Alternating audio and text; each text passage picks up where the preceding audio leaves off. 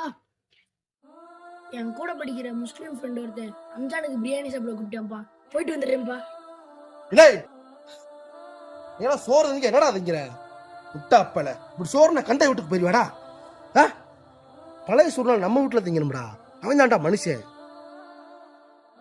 சரிங்கப்பா, நான் போலேங்க. யோ மாப்பிள்ள, நேத்து பிறந்தவனுக்கெல்லாம் பாய் வீட்டுல பிறண்டு இருந்து பிரியாணி சாப்பிட கூப்பிட்டாங்க. என்னயா பாய் விட்டு பிரியாணி நினைச்சாலே எச்சி ஊறுதியா? மாப்பிள்ள, எந்த பாய் வீட்லயும் கூப்பிடாட்டி கூட பரவாயில்லையா, அவங்க வீட்டு முன்னாடி நின்னோம்னா அவங்களே கூப்பிட்டு சோற போட்டுருவாங்க ஐயா. எப்படியும் அந்த பிரியாணி தின்ட்டு வந்துடணும்யா.